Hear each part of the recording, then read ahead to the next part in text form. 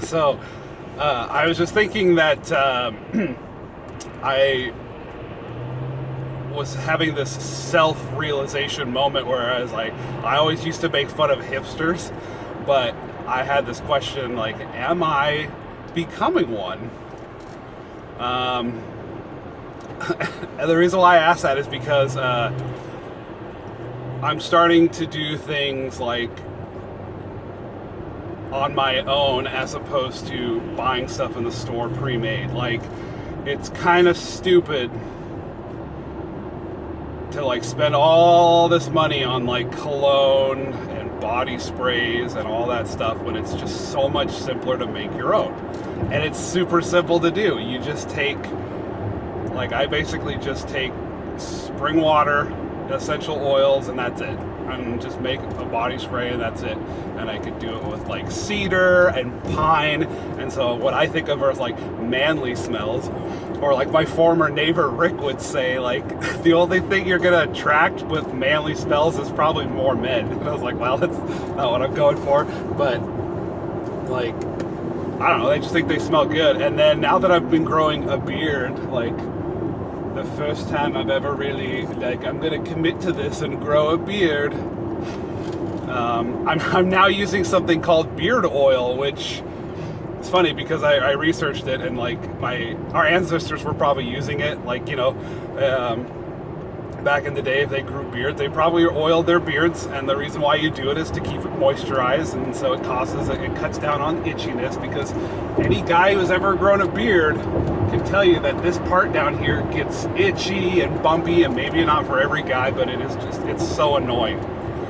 And so all beard oil does is just moisturize your skin, and you kind of feel silly, but you're like going to the store and you're buying something called sweet almond oil and jojoba oil and like vegetable glycerin or whatever, and then you add essential oils to it, and there you go.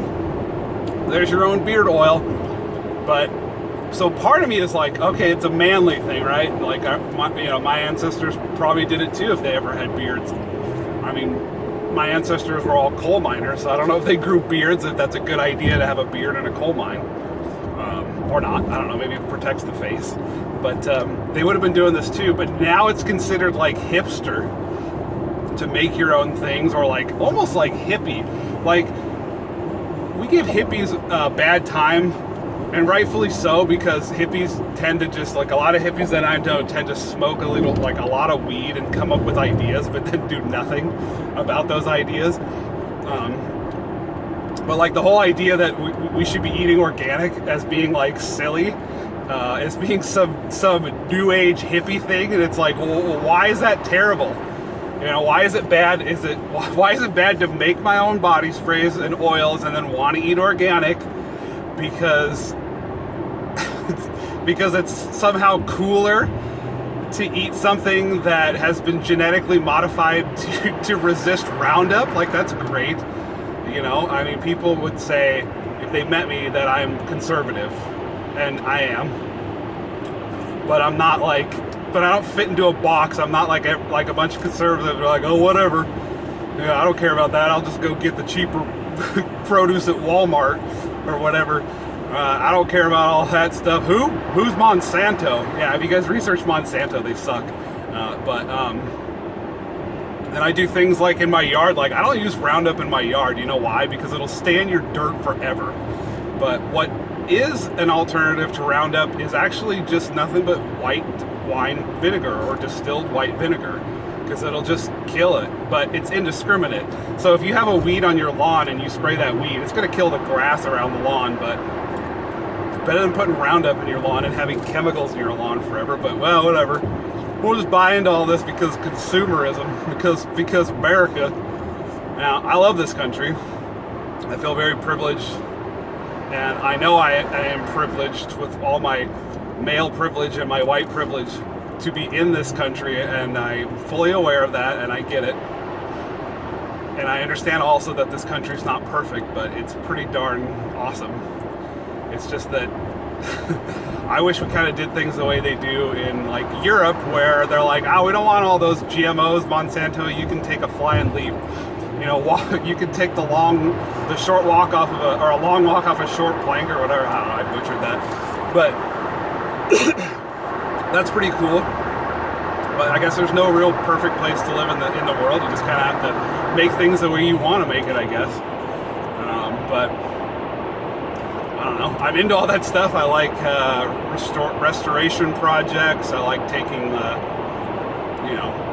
like I find a rusted out metal fire pit, and then I'll go and just restore it and spray paint it and turn around and sell it or keep it. And it looks pretty cool. I enjoy stuff like that. I also enjoy doing things like chopping wood. Like sometimes I actually feel like I was born in the wrong century. Like I kind of feel like I'd be more at home living in the 1800s, where it was just like, you lived off the land and you farmed and you hunted and you built fires and you built your log cabin and all that stuff. That sounds awesome. But I also, the only thing I really, really like about living in this point in time is that we are, like, the medical technology is amazing. Because, if I lived in the 1800s, if I'd have cut myself while chopping wood and didn't treat that infection properly, I could die of sepsis. I could die of back in the day, you used to be able to die of diarrhea, which is like not a subject that we're all going to talk about, but everybody gets it. Everybody's gotten the runs, but you didn't die from it. Or the flu. Like now we just get the flu. We're like, oh, this sucks, but I'm going to ride it out. But back in the day, the flu would have killed you. So, I'm well aware of that, but I also just know that, like, every time I ever watched the movie Dances with Wolves, I was like, I want to live during that time. It just looked awesome because all you had to worry about was, like, where like the Native Americans, they just basically worried about where was their next meal going to come from, where were they going to, if they were nomadic, they would move around, and, they had their own culture. Like, Native Americans in Seattle are amazing because they didn't fight, and so there's tons of artwork because they spent so much time just being artistic and creating, like, sculptures and totem poles and all kinds of cool stuff. So I was fascinated by that thing. That time period is awesome to me. But I also know that there's other parts of Dances with Wolves, like, if you happen to have gangrene on your foot, we're just gonna saw it right off. Like, that sounds awful. You just bite down on this piece of wood because we're about to saw your whole foot off. It sounds awful, but then, I guess that's a trade-off. Because we now live in a day and age where a guy can sit in his car while driving and record a video on his phone. The same phone that at any given point I can have, tons and tons of naked images.